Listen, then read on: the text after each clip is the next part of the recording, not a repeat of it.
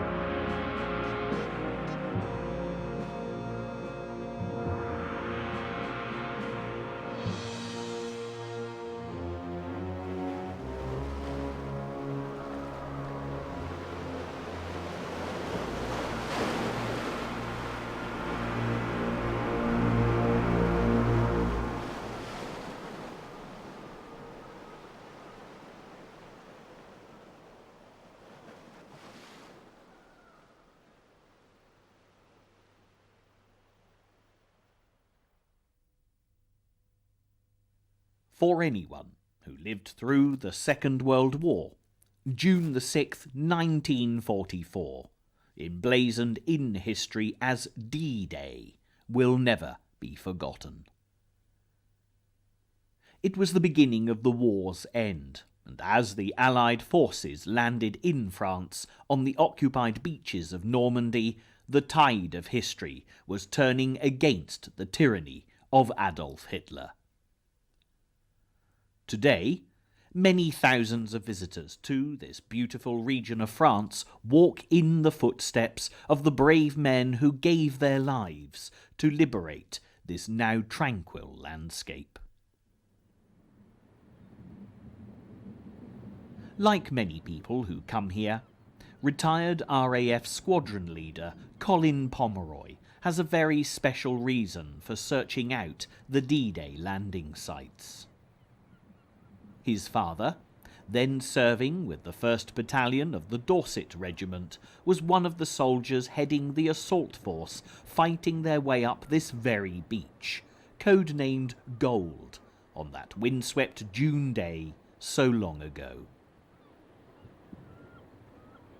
Returning some years later, father and son were able to share a moving experience, and it is a pilgrimage that Colin has made on a regular basis ever since.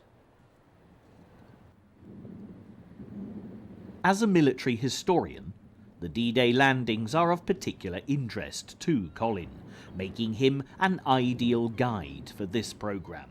But but the fact that he also has such a personal connection with his subject is most definitely an added bonus.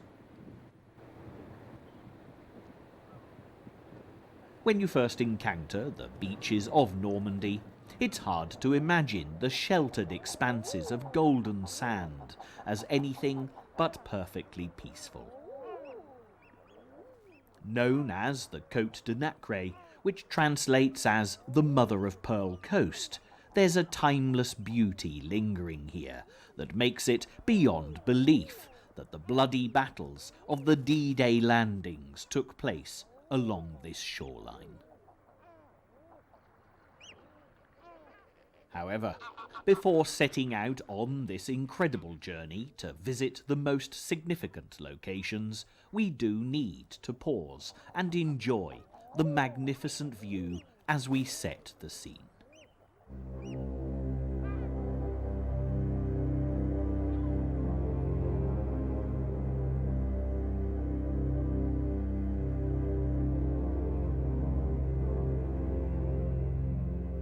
In the early part of 1944, even Adolf Hitler knew that the invasion of France by the Allied forces was imminent. The fact, therefore, that the D-Day landings took the German commanders somewhat by surprise speaks volumes for the skills of Allied counterintelligence. Choosing the Normandy beaches was a stroke of genius. Hitler had anticipated that the attack would come from the Kent coast to Calais, and the Allies cleverly reinforced this theory. For every reconnaissance flight over Normandy, 2 were flown over the Pas de Calais. The idea that a long-distance sea crossing would be preferable over the shortest hop across to France was preposterous. The weather that June was unseasonably stormy, and an invasion was ruled out by the Germans so emphatically that Field Marshal Edwin Rommel, the man charged with preparing for the expected onslaught, left France to return home to Germany to celebrate his wife's birthday. On the 1st and 5th of June, coded messages were broadcast on the BBC to let the French resistance know that the invasion force was on its way. The lines, "The long sobs of the violins of autumn," and "Wound my heart with a monotonous languor" were used, and although the chief of German intelligence had been tipped off as to the significance of these words, Rommel's staff dismissed the broadcasts because they refused to believe that the Allies would announce their intentions over the radio. However, the German commanders were quite right in one respect. The weather was dreadful. Who in their right minds would contemplate an assault on France in such conditions? For the Allies, preparing for Operation Overlord, as the invasion plan was codenamed, had always been dependent on the meteorological reports. Tide patterns and the state of the moon could at least be predicted, and June the 5th looked ideal. But when the weather turned stormy, the Commander-in-Chief of the Allied Expeditionary Force, General Dwight D. Eisenhower, reluctantly decided to postpone. The next day was little better, and it was a tough call to make. If not the 6th of June, then it would be at least a fortnight before another attempt could be made. Would the preparations continue to be kept secret? What should happen to the thousands of men already aboard ship? Could they be disembarked, and if so, where to? If ever the cliché "between a rock and a hard place" applied, it was here. It was a risky business indeed, but to all those involved, it was a chance worth taking. And within 2 hours of Eisenhower giving the command, the D-Day invasion convoys slipped silently out into the stormy sea.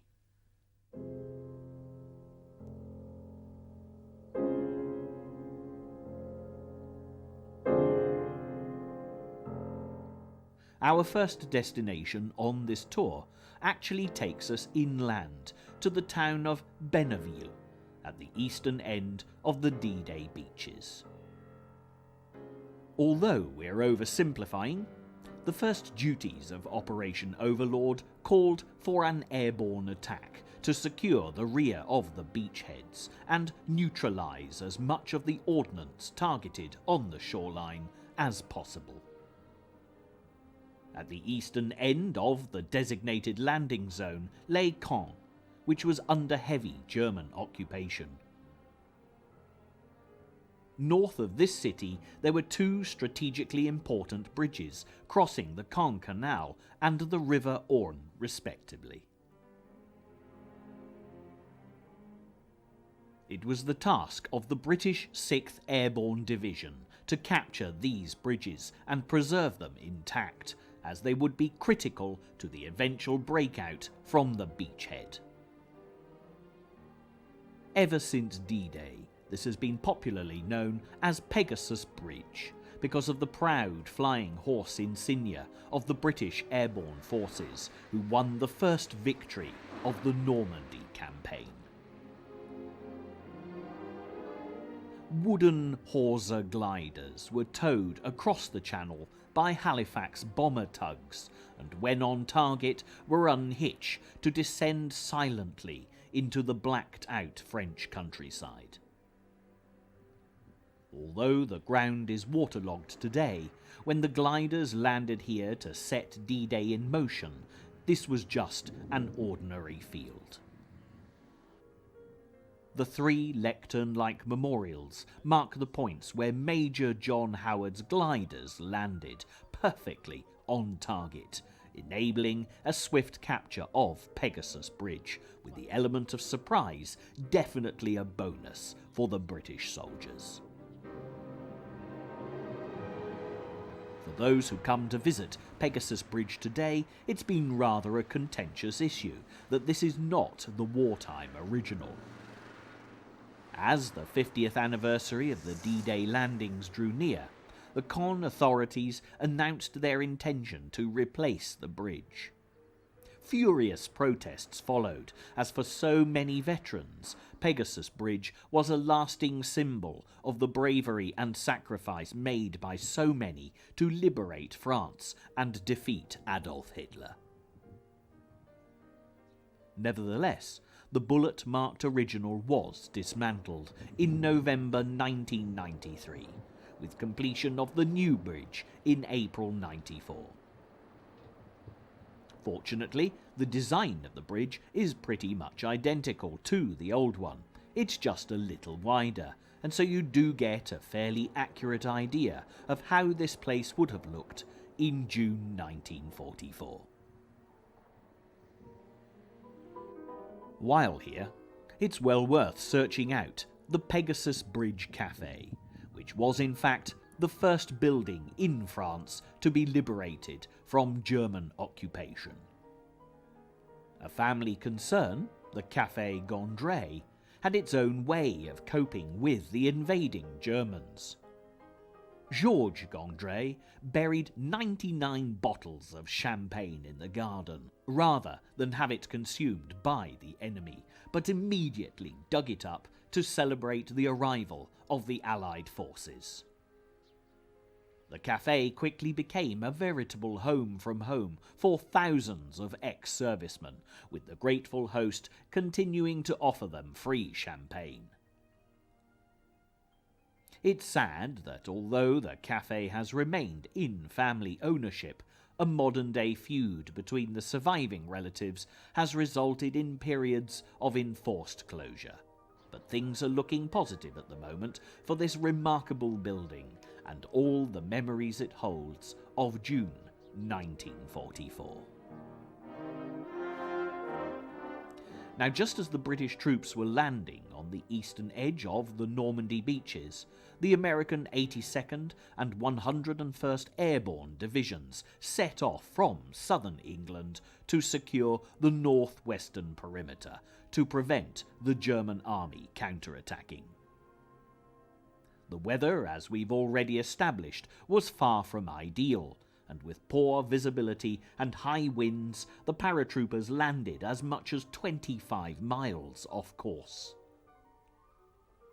Field Marshal Rommel had taken measures all across France to flood areas suitable for parachute landings, and also, more famously, he laced entire stretches of land with explosive stakes, the dreaded Rommel asparagus. Carrying heavy packs and ammunition ready to attack the defending Germans, many of the off-course airmen drowned where they fell, swamped under the weight of their own kit.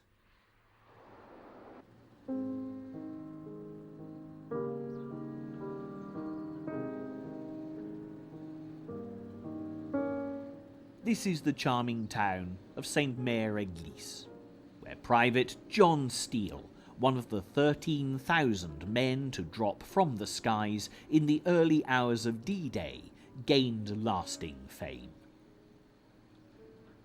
The fine church steeple caught the drifting paratrooper, trapping him to dangle helplessly.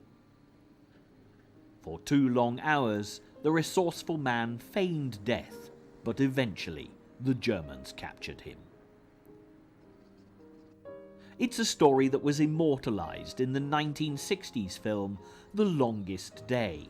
And take a closer look at this church when you visit, because a paratrooper still hangs from this famous church spire. But don't be alarmed, it's only a dummy.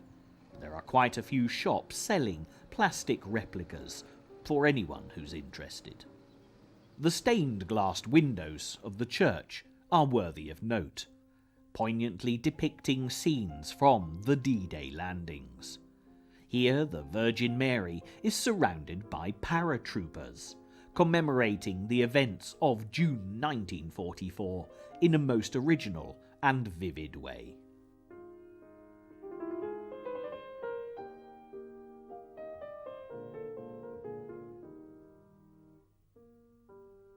From Sainte-Mère-Église, it's just a short distance to the first of the beaches we'll be visiting on this tour.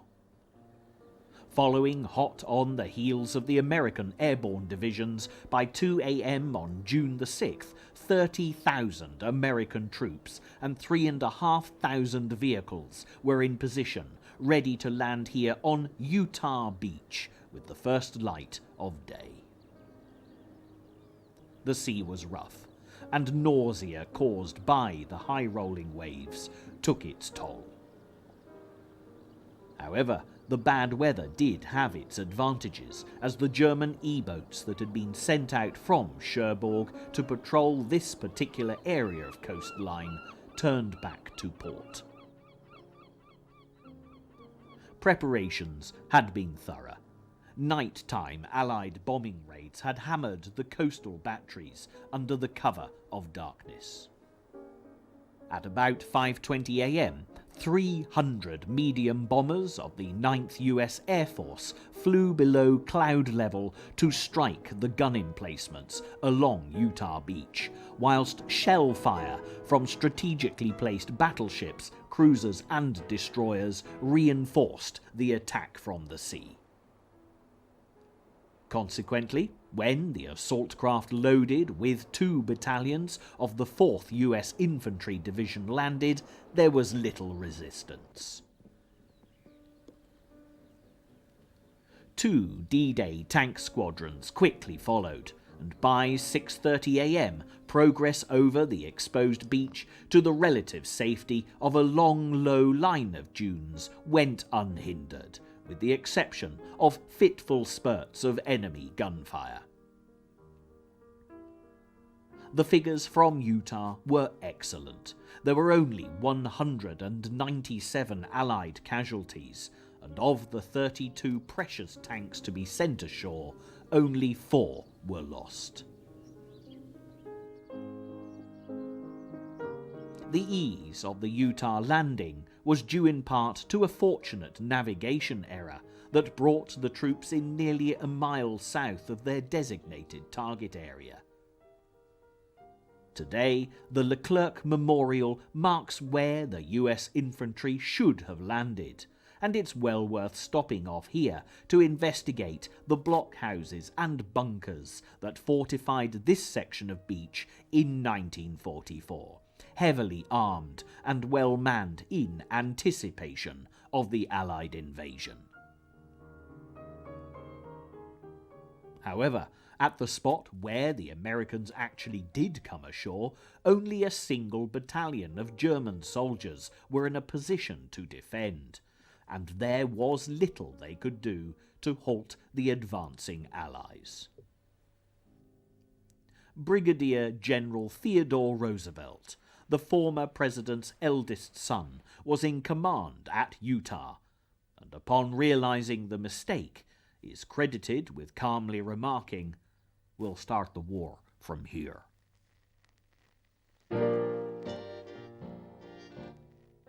There are a striking number of D-Day monuments at this historic beach location, including the milestone marker 00, denoting the beginning of the 4th Division's Liberty Highway, which runs all the way to the German border. Each kilometre of the hard-fought distance is commemorated with a numbered marker, so keep a lookout for these distinctly shaped signposts. The Utah Beach Landing Museum is also a popular destination for veterans of D-Day and tourists alike. The panoramic view of where the American forces landed is magnificent. The beautifully preserved Sherman tank is a real treat, and the prominently displayed landing craft is a stark reminder of how uncomfortable conditions would have been out at sea for the troops embarking on the last leg of their hazardous journey. Make sure you look out for the cafe opposite the museum as well. This is a real mix of old and new, despite being built out of a typical disused German bunker. It's in fact an up-to-the-minute internet cafe with the very appropriate web address www.leroosevelt.com, in honour of the philosophical brigadier general who quite literally began the liberation of the Normandy beaches from here. Visiting Utah Beach is an exhilarating experience, and before moving along the coast in a southeasterly direction towards Omaha Beach, the second American landing point, our journey takes us to a very sobering location.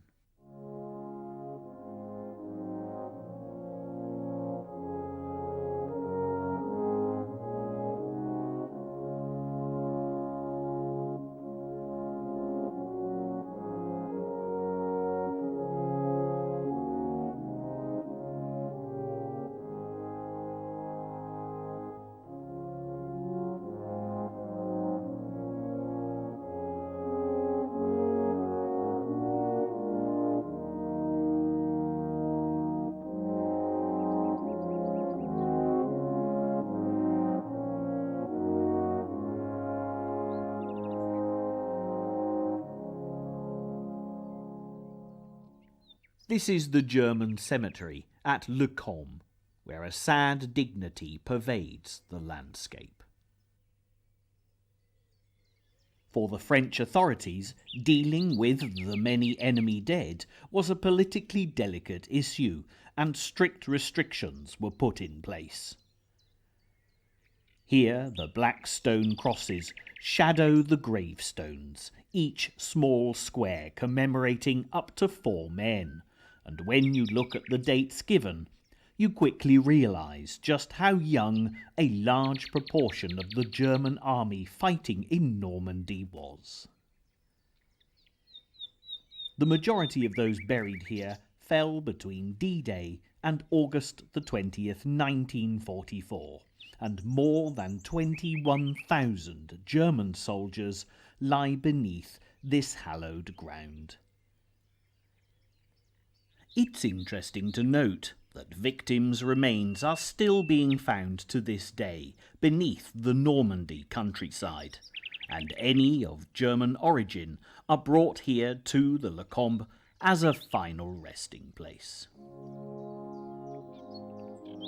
The scene is dominated by Lecombe's central mound, where 207 unknown soldiers lie alongside 89 identified bodies.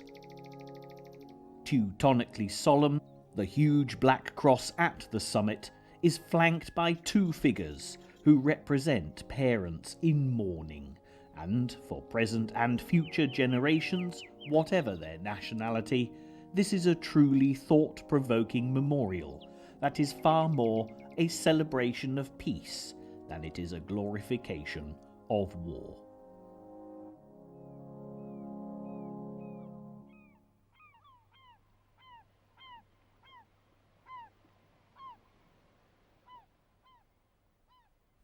Our next destination leads us back to the sea, where the magnificent Ranger Memorial proudly dominates Pointe du Hoc, a strategic headland that on D-Day, under German control, appeared to be a significant threat to the Allied forces landing on both Utah and Omaha beaches. A daring plan employed 3 companies of the 2nd Ranger Battalion under the command of Colonel James E. Rudder. Landing on the rocky beach below Pointe du Hoc's 100-foot cliff face, it was the daunting task of these brave men to climb to the top and destroy the gun battery. The whole operation was certainly perilous, as the German soldiers defending this now crater-marked vantage point had ample opportunity to fire upon the ascending Americans. Of the 225 men who landed at Pointe du Hoc, 135 were killed, wounded, or missing in action, making for a 60% casualty rate. What made these figures even worse was the fact that Allied intelligence had been misinformed. When the surviving Rangers reached the summit, there were none of the anticipated big guns to be seen. The dreaded ordnance was hidden some distance away, unguarded in an apple orchard, and of course the guns were immediately destroyed. Today, this 30-acre site is cared for by the American Battle Monuments Commission, and apart from the construction of the Ranger Memorial, little else has been touched, giving visitors a dramatic impression of the view that met the Rangers as they scaled the steep cliffs of Pointe du Hoc all those years ago.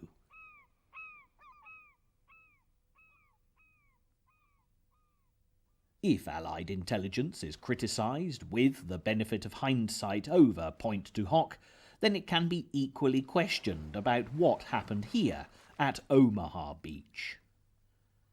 It was believed that, although the cliffs were steep, the German soldiers defending the high ground were mainly conscripts with little military skill. But, tragically for the Americans that landed on the beach, this was far from the case.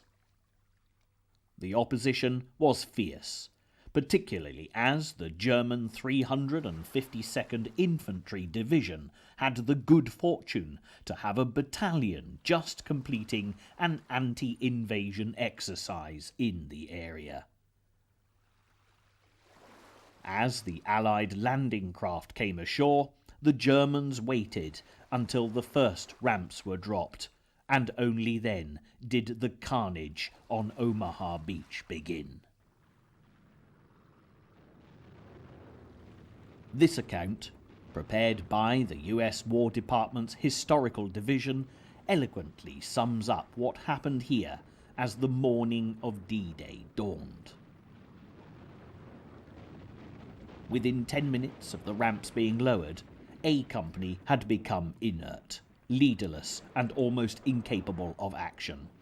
Every officer and sergeant had been killed or wounded. It had become a struggle for survival and rescue. The men in the water pushed wounded men ashore ahead of them, and those who'd reached the sands crawled back into the water, pulling others to land to save them from drowning. In many cases, only to see the rescued men wounded again or to be hit themselves. Within 20 minutes of striking the beach, A Company had ceased to be an assault company and had become a forlorn little rescue party bent upon survival and the saving of lives.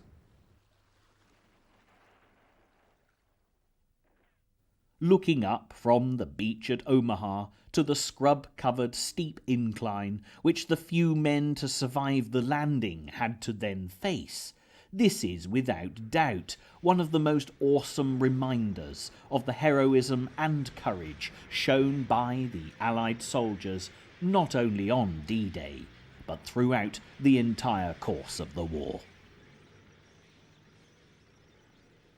Of all the D-Day beaches, Omaha was responsible for the heaviest casualties, 5,214 dead, missing and wounded in all.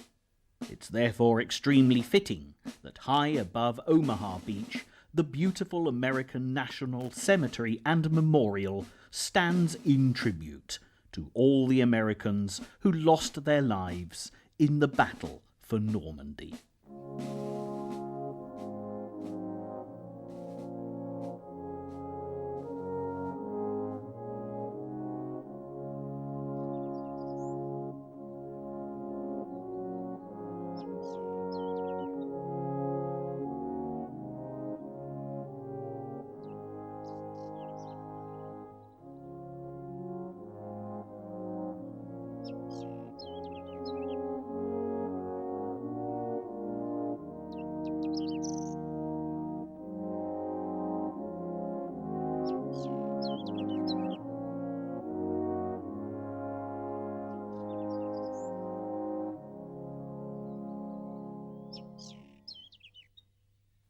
The bright white marble headstones, either simple crosses or stars of David, are a striking contrast to the dark solemnity of the memorials at Lecombe. Of the 9,286 Americans buried here, 307 are unknown. However, 14,000 bodies were repatriated to the USA at the request of their families. Brigadier General Theodore Roosevelt is actually buried here, despite surviving the landing on Utah Beach. At the age of 57, he was the oldest officer to land on D-Day, and he died of a heart attack on the 12th of July.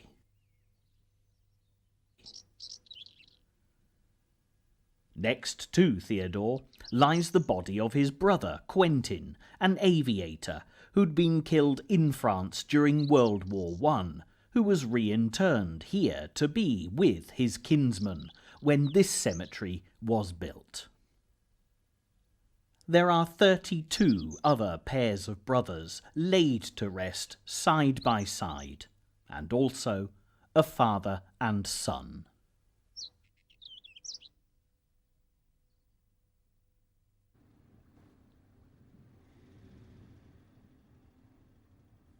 As our tour moves on, we come to the picturesque harbour at Port-en-Besson, which marks the division between the American beaches of Utah and Omaha and the British beaches of Gold, Juno and Sword. The Vauban Tower, dating back to 1694, managed to survive the bombardments in the aftermath of D-Day, but it is surrounded by many concrete 20th century fortifications that are much less attractive. Although tiny, this port was crucial to the Allied invasion, and by the 14th of June it was handling in excess of 1,000 tons of supplies a day, far more than it had ever done in the centuries before, or, for that matter, in the years since.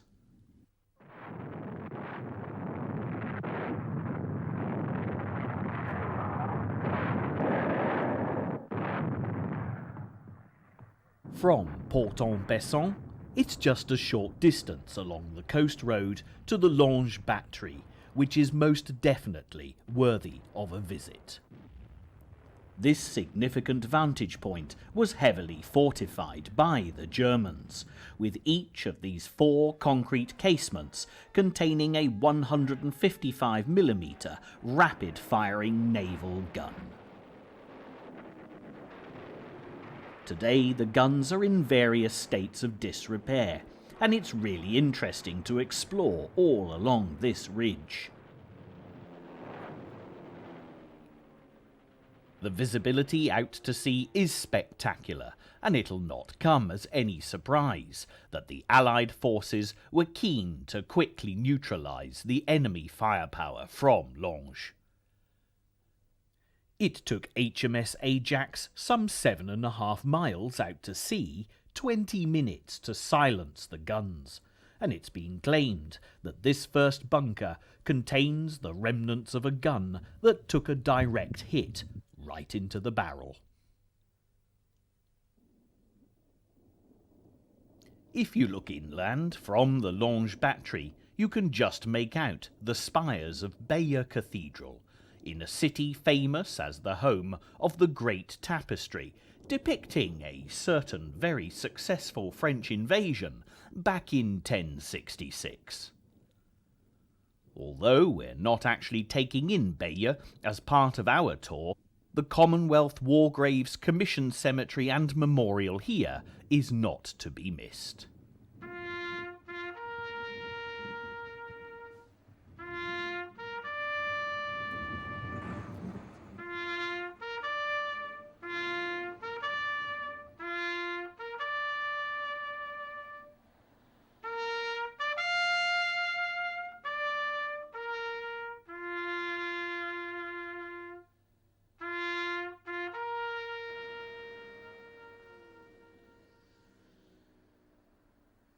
There are 4,648 graves in this stunning cemetery that has a completely different character again to both its German counterpart at Le Combe and the Normandy American War Cemetery and Memorial.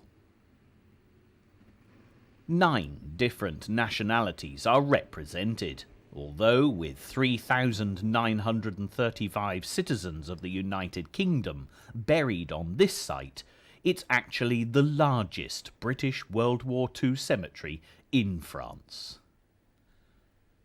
Across the now busy main road stands the Bayeux Memorial to the Missing, which was designed by Philip Hepworth. The names of 1,805 missing Commonwealth service men and women are listed and commemorated in elegant style. The Latin inscription translates as, "We, once conquered by William, have now set free the conqueror's land." A very apt remembrance in Bayeux, the first French city to be liberated by the Overlord forces.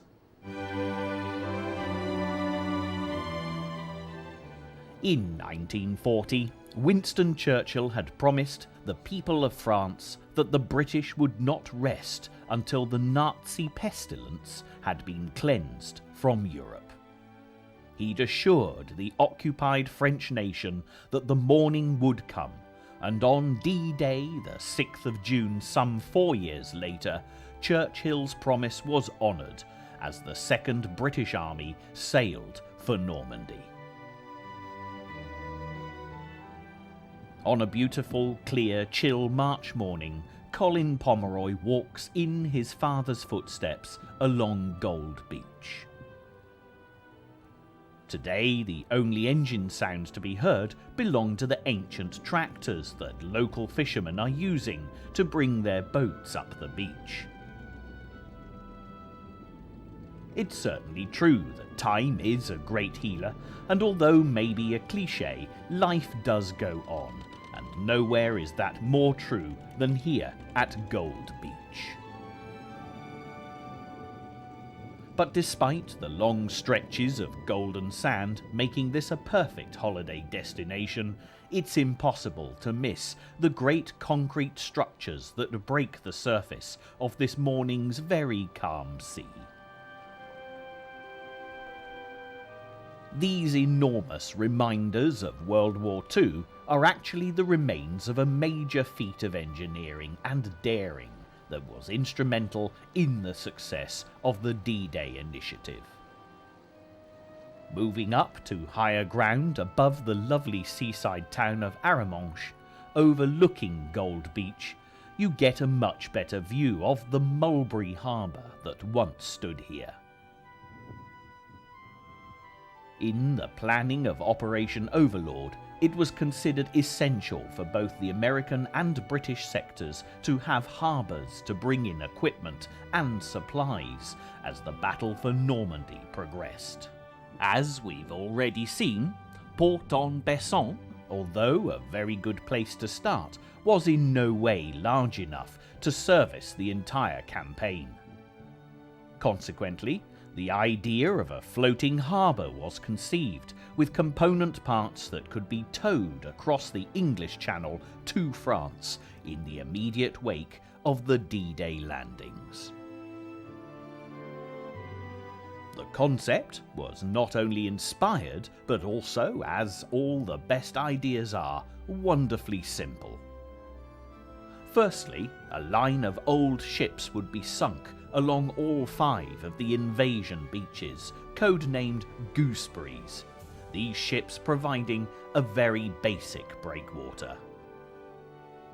Then a huge semicircle of hollow concrete boxes, codenamed Phoenixes, could be towed into place and sunk to form a harbour wall, and floating roadways could be used to link the beaches with the harbour. There were 2 of these harbours, codenamed Mulberries, constructed one, as you see here, at Arromanches, to cater for the British sector, and the other at Omaha Beach, to serve the Americans' needs. Here you see all that's left of the Mulberry Harbour at Omaha, but it wasn't the Germans who were responsible for its destruction. Some 13 days after D-Day, the weather proved to be one of the Allies' major enemies. A terrific northeasterly storm smashed this Mulberry to smithereens, and the gales that ensued caused more damage in 3 days than the Germans had managed in 2 weeks.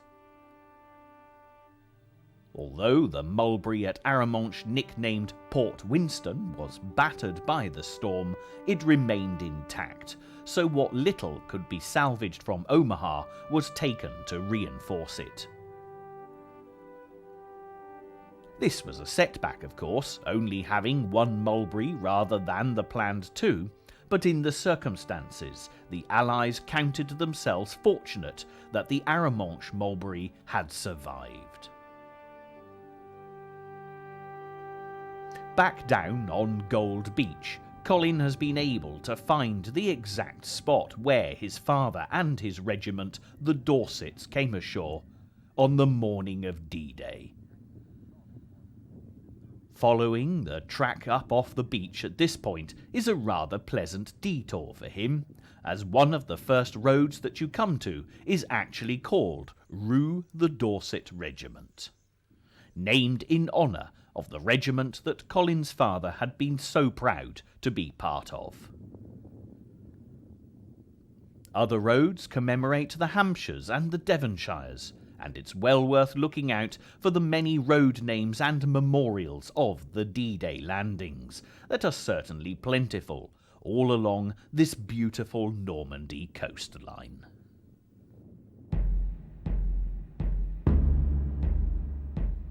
Beyond Gold Beach, we next find Juno, where the Canadian 3rd Division had been selected to lead the assault. For many people, the images filmed on D-Day at this particular location are some of the most evocative pictures from this entire campaign, treasured by war archivists the world over. It's an interesting fact that there were at least 50 film crews recording the events of the D-Day landings, and the footage acquired can be both harrowing and uplifting by equal measure. Here you see the Canadian soldiers preparing to disembark as the ramps of the landing craft are dropped. Houses appear along the beachfront, and although the scene has of course changed in the years since D-Day, it is still possible to find the exact spot where these pictures were taken. Only the smaller of the two houses remains, still bearing the name Les Hirondelles, translated as the Swallows, tracked down for certain by the single chimney. It's quite remarkable that today we can follow in the footsteps of the Canadians as they came ashore, enabling us to step back in time and see the view that greeted them on that memorable morning. All is now peaceful, and as a rider enjoys his seaside gallop, the tranquility of this beautiful location weaves its nostalgic magic for present-day visitors and future generations who will undoubtedly search out the D-Day landing beaches for themselves.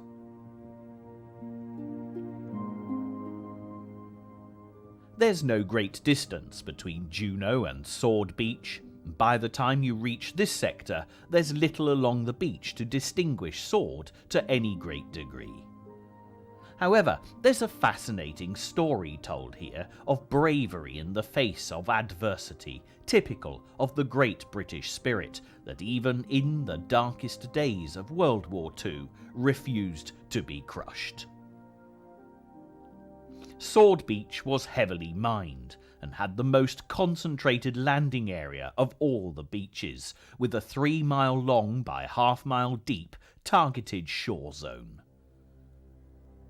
This factor, combined with a swift incoming tide on the morning of the 6th of June, meant there was considerable overcrowding as men and machinery came ashore. In such a bottleneck, casualties were high, with particularly accurate German artillery fire, and it was here, in these difficult and life-threatening conditions, that Piper Bill Millin of Lord Lovat's 1st Special Service distinguished himself in style. Fully kilted and armed with his bagpipes, Piper Millin leapt waist-deep into the water and regaled the advancing Allied troops with a rendition of Highland Laddie. From his own accounts, the beach was littered with burning tanks and fallen men, their bodies being washed on and off the beach with the ebb and flow of the tide. Still, the brave Piper played on, marching up and down the shoreline until his comrades advanced off the beach to continue their liberation of the French countryside. In fact, Piper Millin was still playing his bagpipes when Lord Lovat's troops relieved Pegasus Bridge.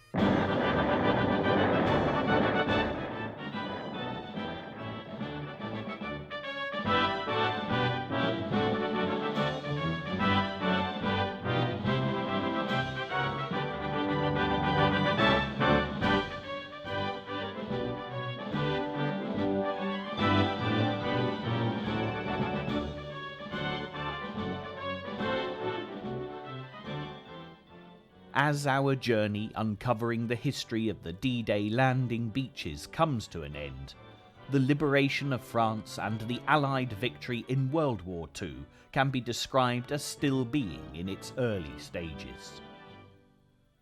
Cherbourg, the once great port at the northwestern end of the American landing beaches, was captured on the 27th of June in ruins.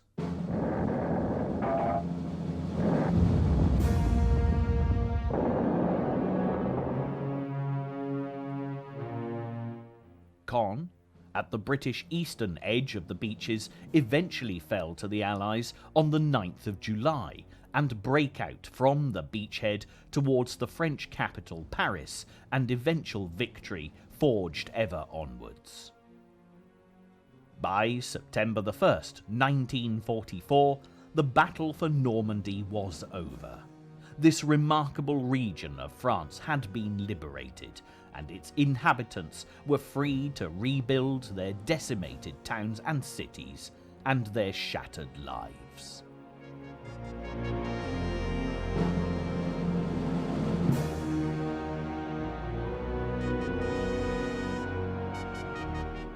Our last destination on this tour takes us to the Merville Battery, a short distance north of Caen. This remarkable 40-acre site is a prime example of the sympathetic preservation that you'll find all over Normandy.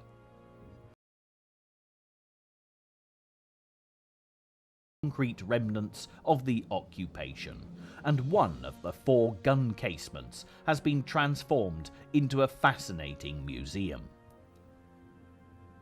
Much of the material on display is of a touchingly personal nature, including letters and photographs representing all sides of the conflict.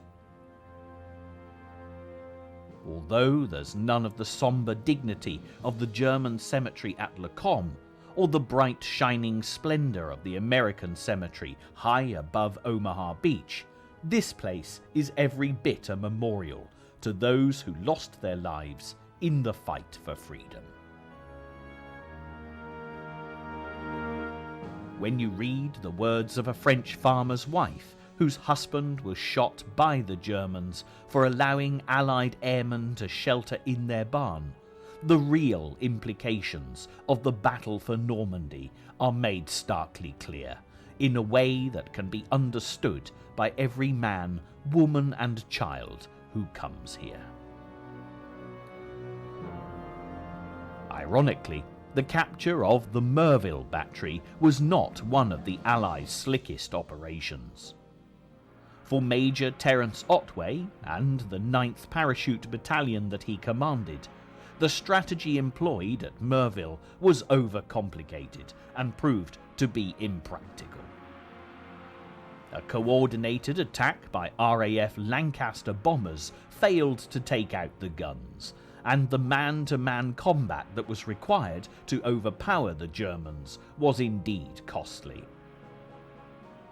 70 men were killed or wounded, reducing the battalion by almost half, leaving 80 paratroopers to complete the task.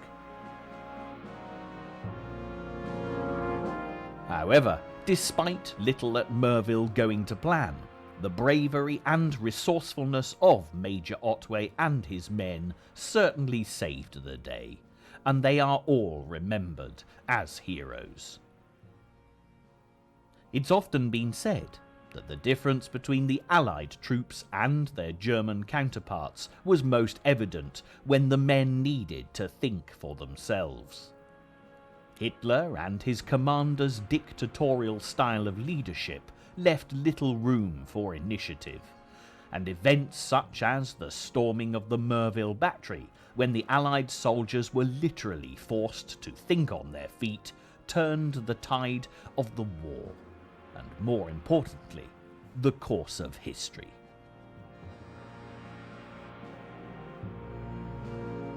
And so our story comes to a very thought-provoking close. Hopefully, this tour of the D-Day landing beaches, devised by squadron leader Colin Pomeroy, has captured the true atmosphere of a June morning back in 1944 that significantly affected the lives of us all. Normandy today has much to teach its many visitors, and it truly has been a privilege to walk in the footsteps of the brave souls who risked everything to free France from tyranny and ensure that for all mankind the world could be a better place.